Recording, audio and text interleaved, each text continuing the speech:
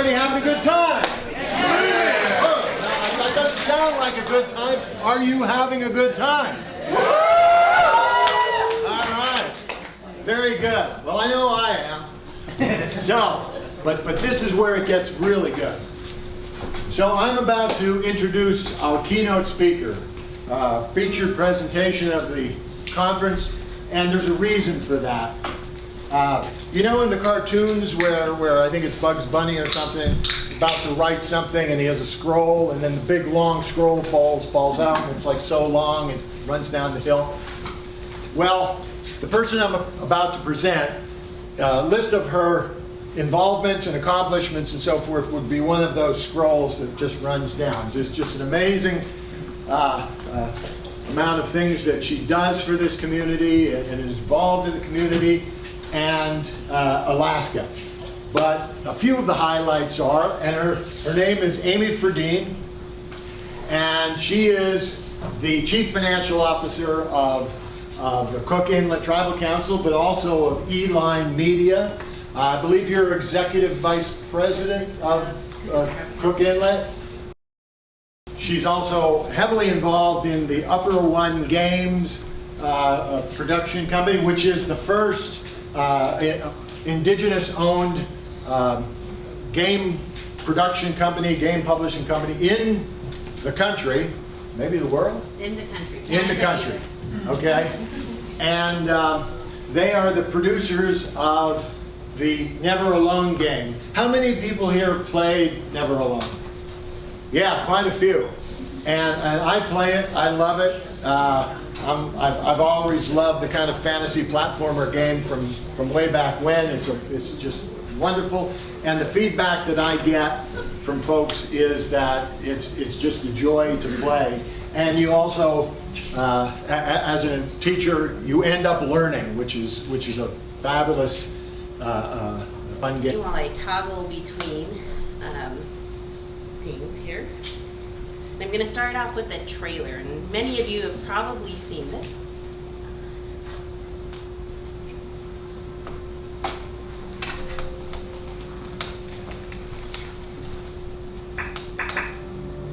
Imangla kana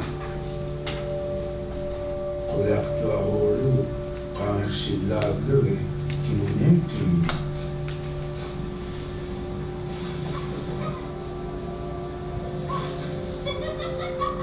kuya tuakta kamiksukarowa ignegosia nuna sule kano enyonyaku iloani.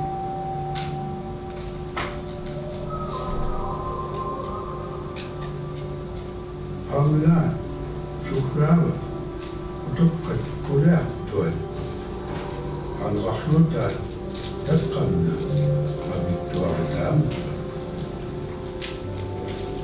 Gamna, Shivanyamu, Mubina Tirale.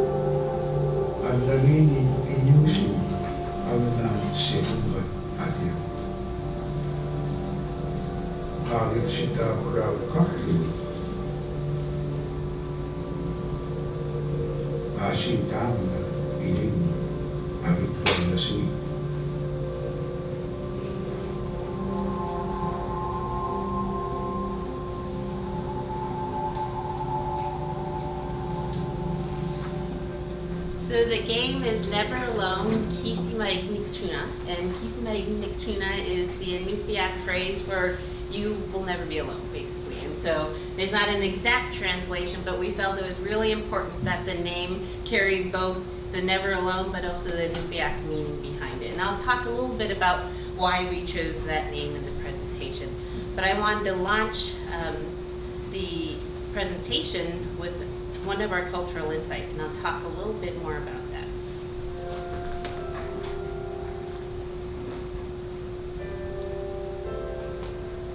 it'd be busy, busy, busy all through the day.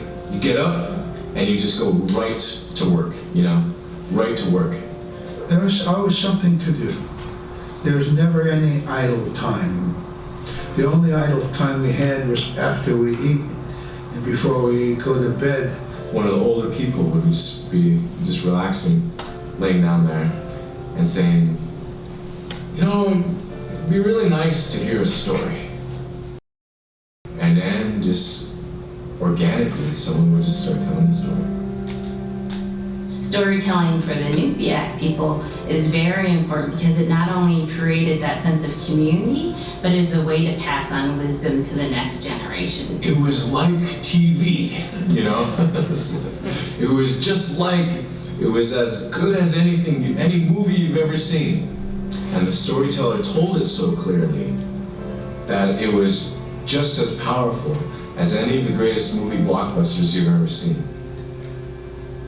There was a reason behind the stories that we were told because they held traditional knowledge. They held things that we might need to know in life, whether it was about how to find food or how to survive, or it was about well-being and the importance of connecting with people and being a good member of the community. We all do stories. We all live in stories. We all tell stories to our friends. And they need to be told. They need to be heard.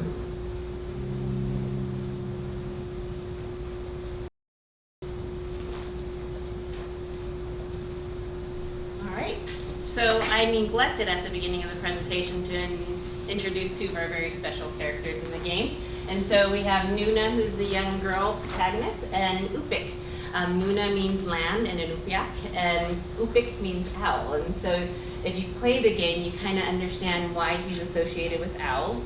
Every time you pass a certain checkpoint and earn a certain thing, like unlocking a cultural insight, you'll see a little owl fly off, and Upik's associated with the owls. And I'll talk a little bit more about the features in the game that highlight these type of helpers. I'm going to be telling a story today. And so this presentation really is a story. It's a story about Cook Inlet Tribal Council. It's a story about finding our mission in life. It's about finding and sustaining our mission and helping our youth connect with their culture, and also helping CITC's mission really grow and sustain through video games. And so I want to talk a little bit about CITC. I don't know if a lot of you are familiar with us. But we are the regional social service or human services organization for Alaska Natives and American Indians in the Cook Inlet region.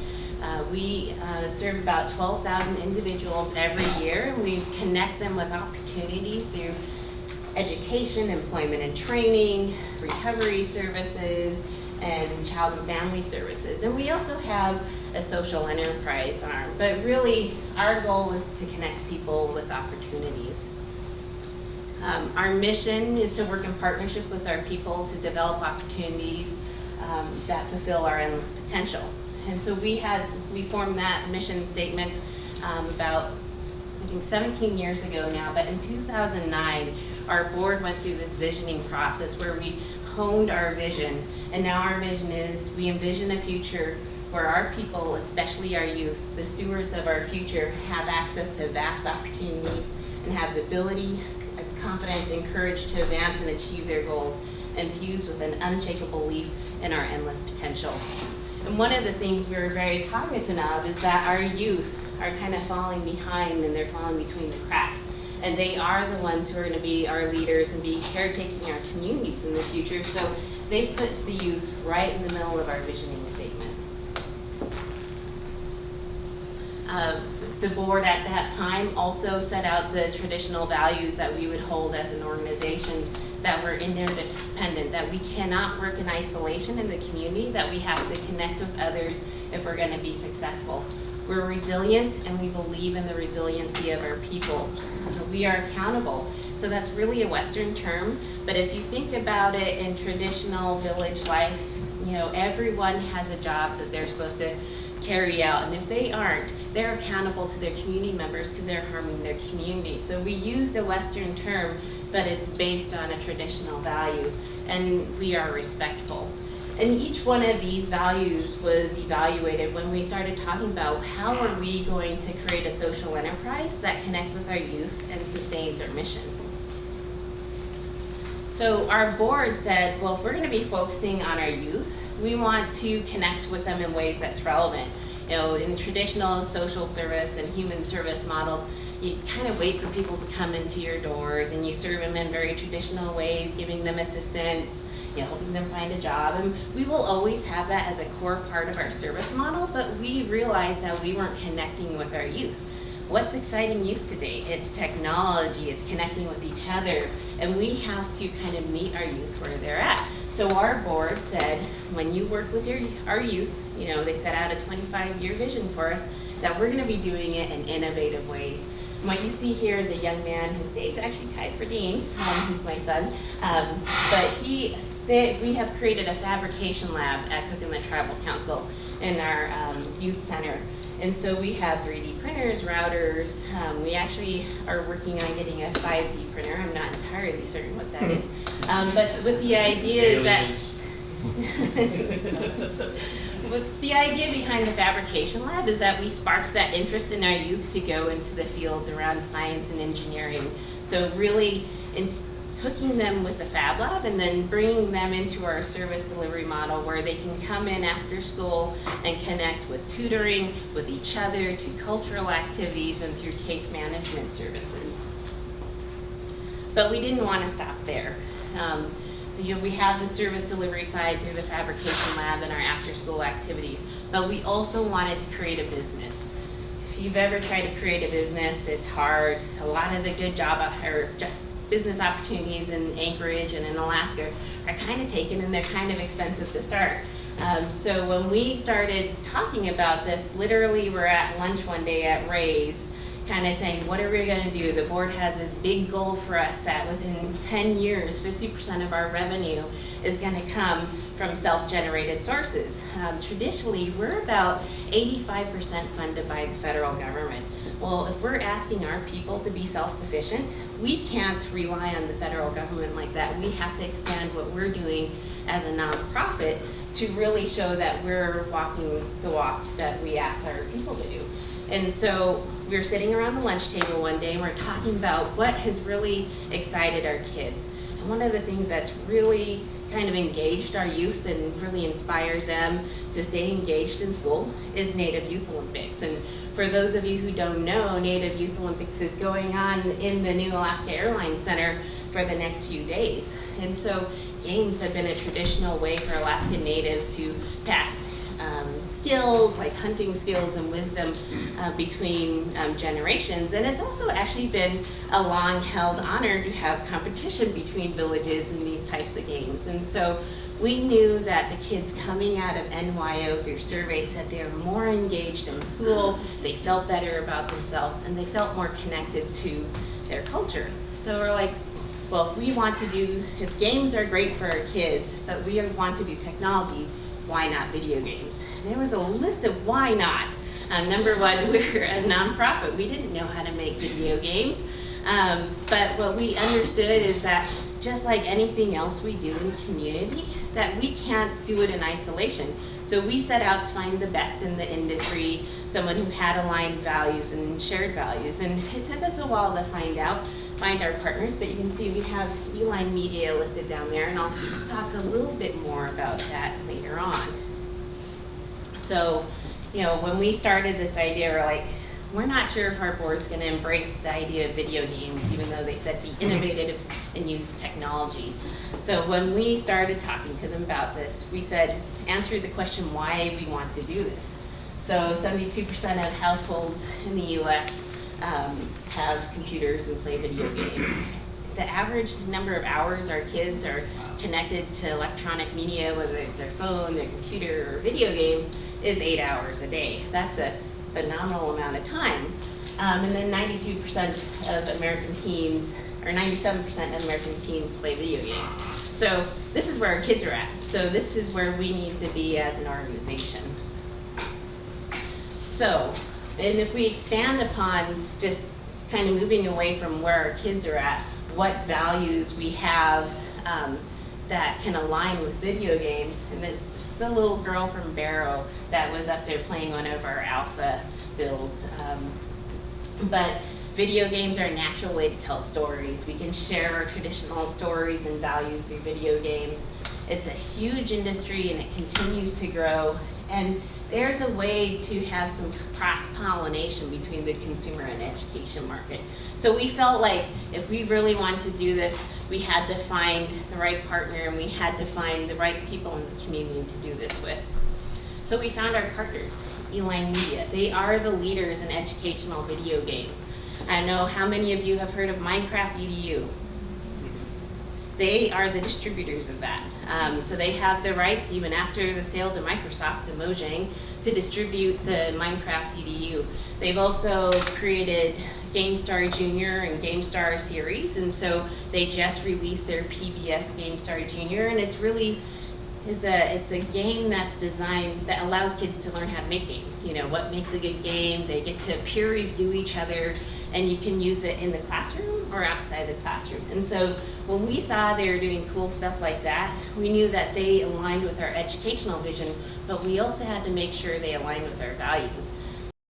We found them through a TED Talk. We saw Alan Gershenfeld giving a speech on a video. We're like, well, maybe he'd want to talk to us. So they're in New York. We call them from Alaska, just cold, and say, hey, we saw your video. We want to talk to you. Can you come up to Alaska and tell us about the video game industry? Well, you could come up to Alaska in the middle of January when it's really cold. They might be willing to take us seriously. And they actually came up to Alaska to talk us out of this. The first day of our meeting was them telling us how risky the video game industry is and why we shouldn't be doing it. But then we started telling them about why we want to do it. And it was the exact same reasons why they wanted to be involved in the educational games. And just so you guys know, Uline Media may be an educational video game company, but they have the consumer game expertise. So Alan Gershenfeld was at the beginning of Activision when there was 15 employees, and through his role as COO there, they grew to over 1,500. So he is their president, and then our chief operating officer is Larry Goldberg, who followed in Alan Gershenfeld's steps at Activision and was their chief operating officer for many years. And so we had the game chops, we had the values aligned. Next, we had to figure out how we're going to make this work.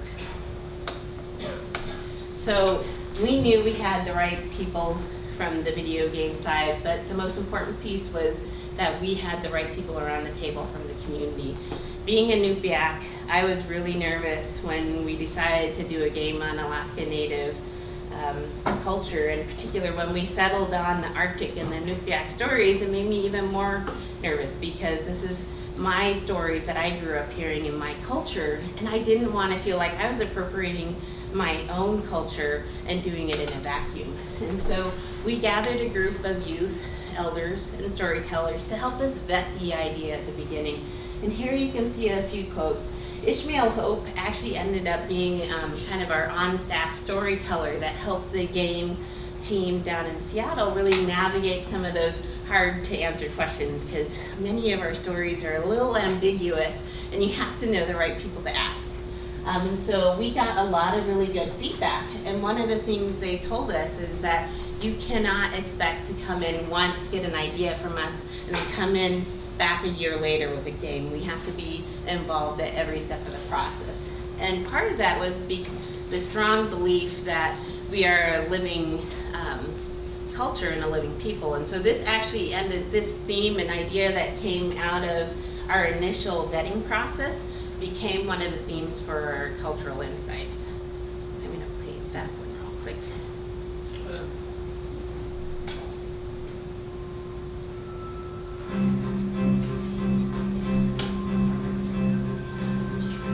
One of the things I think a lot of people need to understand is we are a museum piece.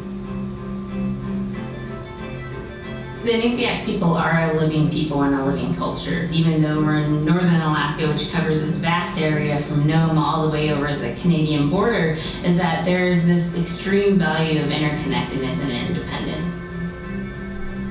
It's a hunting society, a gathering society, from thousands of years.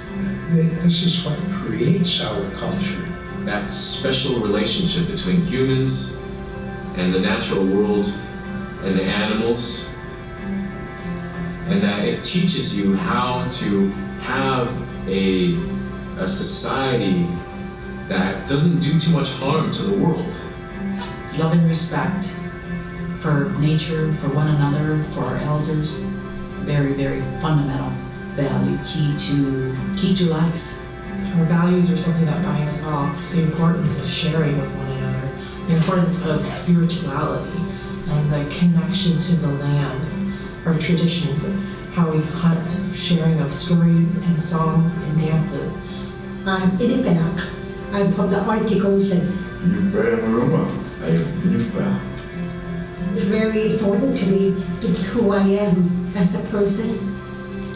And we're very proud of who we are, and we want to continue that.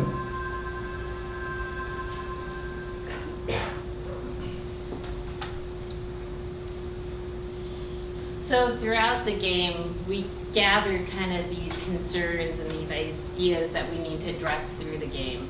And it was really hard for us to figure out how to integrate them. You can't really force a consumer game to feel like an educational piece. You're gonna lose your audience there. And so we were very careful about how we approached it.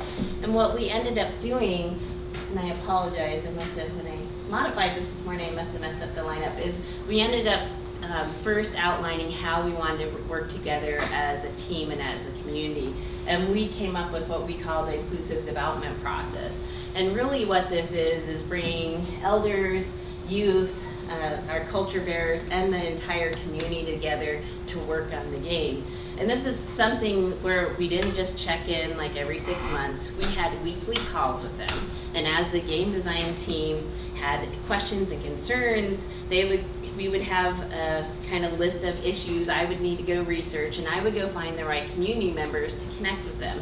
And sometimes I would have them actually fly up if the questions were important enough that they would need to sit down and kind of converse with the community. And so they came up to Alaska over a dozen times, Barrow several times, so we knew they were very serious about the game. So we had what we call those weekly calls, but we also had the green light process. And so at every green light meeting, there was the game design team, which was headed by Sean Vesey. And Sean Vesey, for those of you who ever played the Lara Croft series, he was the lead creative director on those. And he was kind of semi-retired from the video game industry, and he was kind of sick of making those types of games. He has 2 young girls, and he wanted to make a game that he could feel proud of playing with his girls. And so when we told him about our process and what we wanted to do, we sent him a box of books of stories that have been transcribed from the early 40s to kind of inspire him, to kind of hook him in, and we really wanted him on our team. And when he saw that, he's like, this is great, but I'm not gonna do it if I'm gonna do it alone. He wanted people at the Green Light Committee process from the community. So we had Ishmael Hope, I was on that. We had Gloria O'Neill, the president and CEO of Cook and the Tribal Council, in on every single Green Light meeting. And then when certain issues were important enough, like how do you show death in a video game when it relates to Alaska Native culture, we would actually have people video conference in or fly into those meetings. And so once we decided on the process, we knew that we had a lot of work we need to do. One of the things that was a challenge for us is it kind of slowed down the game development process. So many times you can create a short game like Never Alone in a year. This took us over 2 years to do, but it was because we wanted to have the right voices at the table. And so Ishmael Hope, during one of our first sessions, really gave us a lot of good feedback on how we involve elders. And so we went up to Barrow, we worked with the Heritage Museum up there. We had Jenna Harachuk as part of our team. And what she did was connect us to several other community members. And what ended up happening is that throughout the process, we had over 40 Alaska Natives involved in the video game design process. And so these are just a picture of our few initial meetings. This is some pictures of them going to the Smithsonian at the Anchorage Museum to kind of get hands-on look at some of the artifacts and understand how they were used. And as a result, the beginning of the project, first and foremost, was inspired by our people. And so it was inspired by our art, it was inspired by our traditional stories, and it was inspired by our language and by our wisdom. And most importantly, it was built on traditional Alaska Native values. When we settled on the idea of kind of a side-scrolling video game as a great way to share stories, we also wanted to make sure, and we challenged the team to say, don't just make this, another one of the standard platformer games. We want you to integrate interdependence. Well, that's kind of hard to do. So what ended up happening is we ended up creating a game that's a 2-player game where you can play it 1 player. And the idea is that you have to have both characters active in the game to solve the puzzles, really emphasizing that value of interdependence. So what was amazing is once they started playing with those mechanics and how you would do it, is we then realized that our whole process around the video game development was also about interdependence. They had to trust us and be open to our thoughts and concerns around the traditional stories, the language, the right people to involve, and we had to be open to them, say, that's a great story, but that's going to make a terrible game, stuff like that. And there were actually a lot of those tense moments where we're like, we think this and they think that, and we had to work together with the community to kind of resolve them. And we actually had several points where the community said, well, you're basing it on a story called Canuck Sayuka. And Canuck Sayuka is about a young man who sets out to find the source of an endless blizzard. But we wanted it to be a young girl because there wasn't a lot of young girl kind of role models out there. And so, one of the concerns of the Alaska Native community is our young boys are falling off more than our young girls.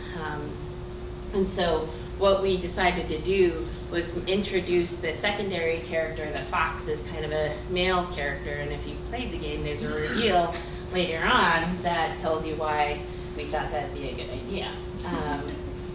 So it's challenges like that that ended up making this a phenomenal game. But also the connection to the community was really important to us. They went up, they participated in the dance festival. They actually went up last February and was there during the first whale being pulled in. So they really became a part of the community. And James Nagyak, who was our narrator on the game, actually told the team that, I'm introducing you to the Iñupiat culture, but you're introducing me to geek culture. And it was a lot of fun because it's that kind of gentle ripping, the Alaska Native sense of humor that I think really made the guys feel at home. So these are cultural ambassadors that were featured in insights from the game. They're from Barrow, they're from Iñupiat Pass, they're from Ambler, from Anchorage. And what was really amazing was the fact that so many of them came across, with an open mind to this game. When we started, we based the story on Canuck Sayuka. The storyteller most known for telling that story is Robert Nazar Cleveland. And Robert's daughter is Minnie Gray, and she's this adorable, amazing elder from Ambler who's in her late 80s. And my task was to go find her. Well, I knew from reading about her and seeing pictures of her that she was from Ambler, so I looked and did a search there, couldn't find her there. I knew at one point she lived in Fairbanks, couldn't find her there, and 6 months later I found her 2 blocks away from my office, literally. She was living with one of her daughters who had changed her last name, so Gray wasn't coming up on any of the phone lists. So it was wonderful because I was able to go down and have tea and salmon and dried fish with her and talk about the game. And the first meeting was nerve-wracking. I wasn't sure, she's an elder, she's in her 80s, she's probably never played a video game, what is she gonna think? And what was amazing to me is we were in her apartment, she had all these great grandkids running around and grandkids there, and I was telling her about it and showing her some concept art, and she's like, well, of course you should do this. My grandkids and my great-grandkids are playing video games. This is how they're going to hear the story. And so I was like, yay! And so we talked a little bit more about that and what it would entail. And as the eldest surviving child of Robert and Hazra Cleveland, we really wanted to make sure that she gave us the permission to use the story. So that was our permission. But then throughout the process, I'd have to go back to her and say, you have it's a young man in the story. Are you okay with us changing it to a young girl? And there wasn't a fox in the story. Can we add a fox? And the story's really short. Can we expand it with some other little adventures? And her first response to the first suggested change was every storyteller tells the story different. They emphasize different parts of the story so that the person who needs to hear the message of that story hears it in the way they need to hear it. So she was so amazingly supportive. She and her daughter actually helped us through the translation of the story and clarifying different pieces of it. So the cultural ambassador piece is probably my favorite part of doing it. I got to sit through probably about 40 hours plus of filming of our community members. So we have this wealth of footage now that we're going to have forever with our community members. And what's amazing was watching people like Leo down here. He's an elder from Barrow who now lives in Anchorage. And he'd get all excited. He was telling us about growing up, and then he'd break into Iñupiat, and we're like, well, we'll just let him go. We don't understand what he's saying, but we'll get the translation later. But it was that joy on their faces as they spoke their language that told us we needed to have the Iñupiat language be a part of the game. And so a key part of the game is it's all narrated in Iñupiat, and we have subtitles in many different languages so that people get to hear a beautiful language, and it matches up with the beautiful art of the game.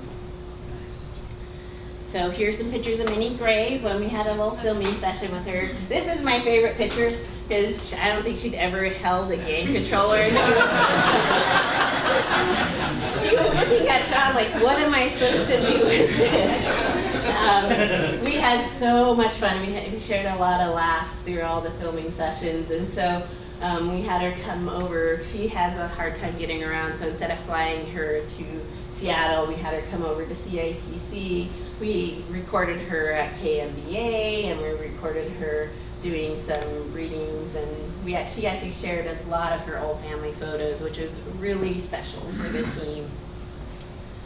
So, what we discovered is that video games is a really good way to share traditional values and traditional stories. But what we found when we started going around the world promoting our game is that cultures from all around the world were interested in sharing their stories. So not necessarily just indigenous stories, but we have the government from Ireland saying, how do we do this? And we've had Maori come talk to us. We're currently in talks with King Kamehameha about how they might be able to do this. And then of course, all the Alaska Native communities are like, what about me next? And so it's really amazing. And what we found is this, we're calling it the start of a movement. We're calling the world game genre. And it's a genre where you can share and celebrate cultures. And so we feel very honored to be able to highlight ours as the first, but we hope that there are many more to come.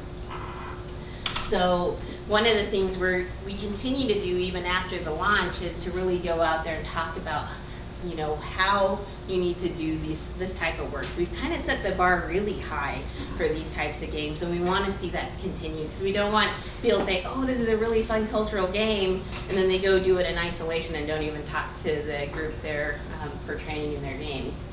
And so as a result, we have a game that's inspiring a movement. It's built on the value of interdependence, and the gameplay reflects that value. And then the game is infused with knowledge. So we have 23 cultural insights embedded in the game, and I think I heard someone over there talking about it earlier. But as you play, you unlock these insights. And we don't force you to pause the fun gameplay and see it. You can either pause the game, or you can wait till you log off of the game, or you can wait till you finish the game to go watch these insights. And they sometimes pertain to like the living people, living culture, some of the concerns, the the community want to address and make known through the game, but sometimes they really connect to what's happening in the game. So within the game, there's this ice flow part, and then we have this cultural insight called Stranded, and it's about this young family that was stranded out on the ice in real life, and they're experiencing that. And there's cultural insights about the bola, and the bola is a traditional hunting tool. So as you play that, you unlock that, and you get to find out what it's like. So it's like little bits of knowledge and education, but more than anything, it's an invitation to find out more about our people.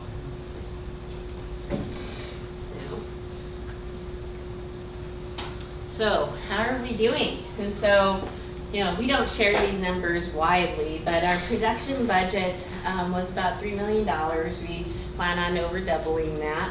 Our marketing budget is about $500,000. It's hard as a startup little company to get that going.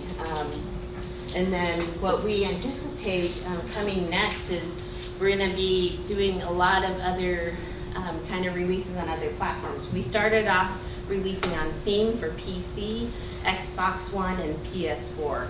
Now we're now out on Mac, and we plan on doing Wii U, Vita, and Shield.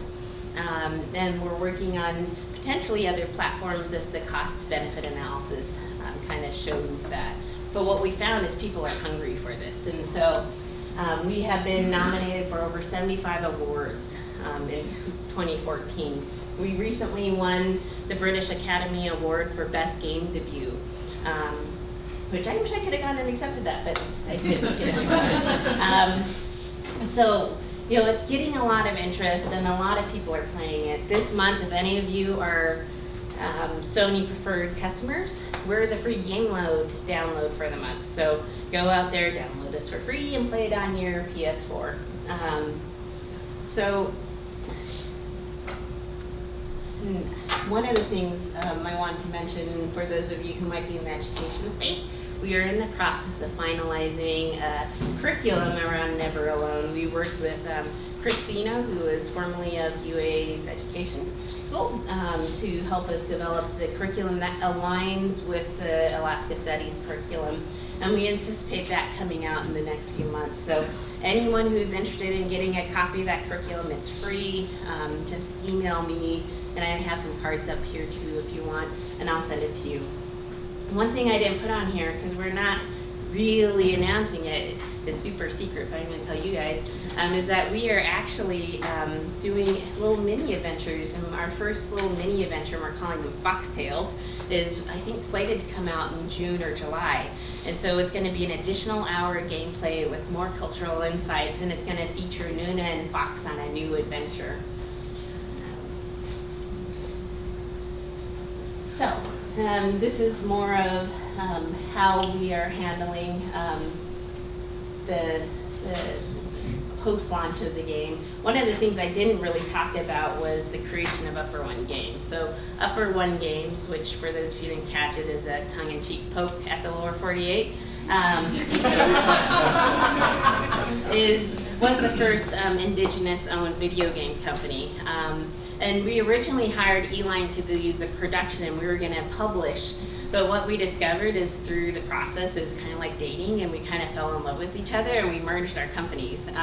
And we merged our management structure, which was really interesting because all of our management team is women, and all of their management team is men. And so we are now the largest shareholder in Eline Media, which is wonderful because we get exposure and we kind of expand our game portfolio like that overnight.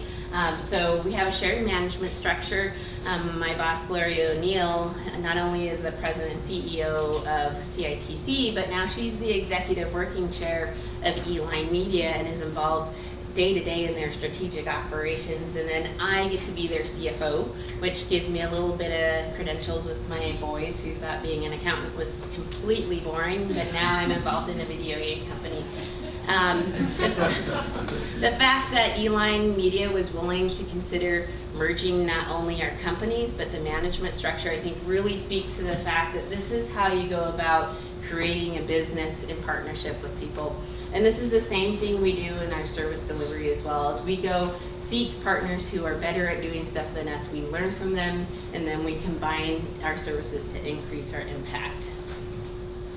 So I wanted to close with a few other videos and then allow for some questions.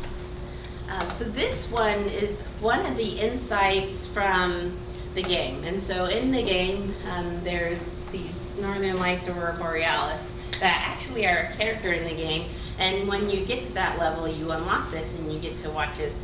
And this has been one of the cultural insights we've received the most comments and people are having a lot of fun with, so I thought I would share it. When I was young, my mom, whenever the Northern Lights came out, she just whistled. Boy, they come alive. Just keep whistling and that aurora will just like, you know, you can almost hear it. And then she explained to me a little bit later that those are children, and children who've passed away when they were children. You don't want to draw them in too much, you know, is what she said, because then they could play football with your head, play Eskimo football, and that's what they want to do. They're always playing, those children up there. Don't play out without your hood on. If you don't have your hood on, the aurora person is going to come down and chop your head off and play ball with your head. Trying to do bad, you know, or it was like a scary story or anything like that. It was just, that's how it was, that's what it was. What was really fun about that particular insight is one of the ones we shared publicly with the press as we went out. And we'd have these mass tours where we'd have 2 days of 40 interviews back to back to back. And they get to hear about the game real quick and get to play it, and they get to see this video. Well, we were in San Francisco, I believe was this one, and we were showing it to one of the press members who was interviewing us, and then when he went to go play the game, we saw him struggling on the, you know, the part where the Aurora Borealis is. We're like, well, what's going on? What's going on? He's like, I can't figure out how to get the hood up. I can't figure out how to get the hood up. Which wasn't one of the game mechanics, but it was neat to see how they latched on to that. So the response from the press has been phenomenal. We've gotten some really great reviews, some of them really heartwarming. If you've read the Eurogame review, it's the guy who wrote it is Cherokee, and it said it inspired him to be a better person, which is what we wanted for our youth. But at the same time, we got the great press that this is a really fun game to play, and it's been a lot of fun to watch the Twitch feeds, and I actually waited to play from start to end so I could have a date night with my husband. We played it one night together, which was a lot of fun. There's not a lot of games we can play together. And then I made my kids play together, and they were a little less cooperative than me and my husband were. So the response from the community has been amazing. I know that some of you may have gone to our pre-launch party at Hard Rock Cafe last October. It was right during the Elders and Youth Conference. And so not only did we celebrate with community, but we brought it to the Youth and Elders Conference as our gift. And so during the where everyone comes together, it was fun to watch the youth and elder react to seeing a video game that showed a young Alaska Native girl, and my faces just kind of lit up. And then we showed the cultural insights, and people were whispering, I know him and I know her, and it was great to see them connect to each other. But then they came down to our booth at the Youth and Elders Conference, and we saw kids who didn't know each other start playing together and start working together as a team, and that was really inspiring for us and really important for us. So I wanted to close with our Never Alone video that really talks about how the community feels and how the team felt about the launching of the game.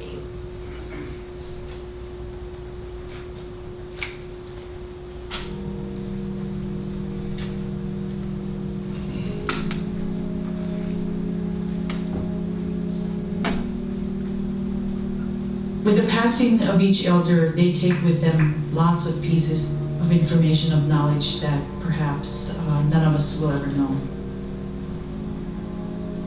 Changes have come so fast, and we've become so ingrained in Western media.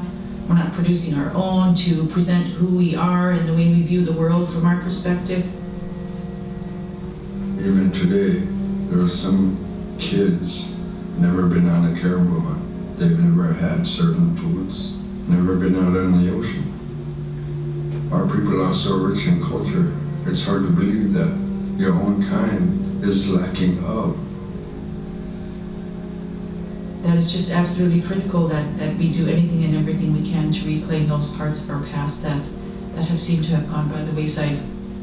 That's a huge challenge.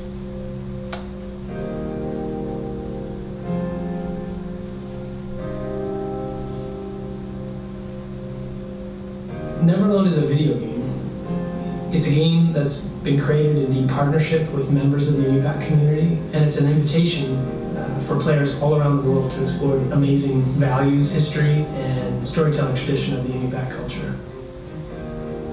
All over the world, there are cultures that are just not represented in video games, and many of these cultures have very powerful mythologies and stories that have survived thousands and thousands of years.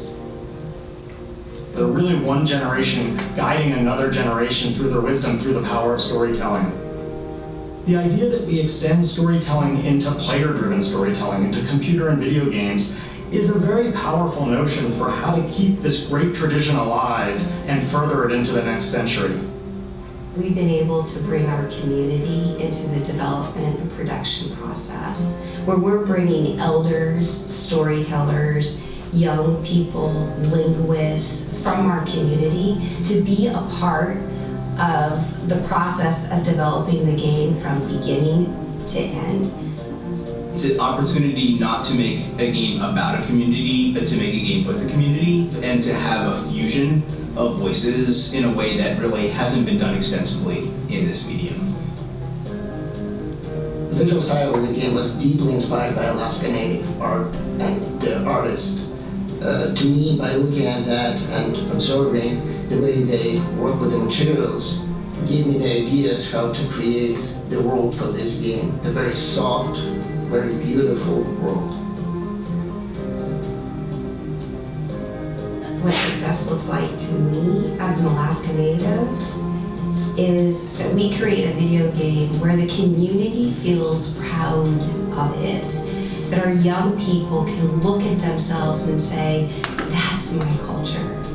There's a connection from my generation to the next generation, to my kids' generation. And this game is going to take it to the next level. The people have done the work, they've done the research, they've spent the time with the elders, they've gone out to the communities, and maybe this is one of the first times ever that indigenous stories can really be seen. I knew this was going to come someday, but to use it as a tool to teach, that's something else. And that is something I could say that I'm proud of being a part of. I couldn't be any happier.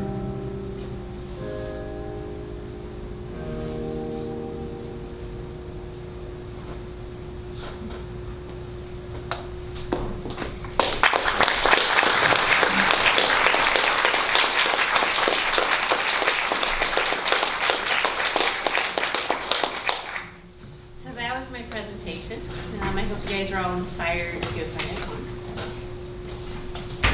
Okay, Amy, thank you ever so much. The takeaway that I get is vast opportunity. You were talking about vast opportunity for Native youth, but I think that this is also vast opportunity for Alaska and for all of you. And cultural opportunity, economic opportunity, employment opportunity, creative opportunity. So I'd like to share two specific opportunities with you now, one of which is a shameless plug, so I'll do that last. But as normal with this sort of event,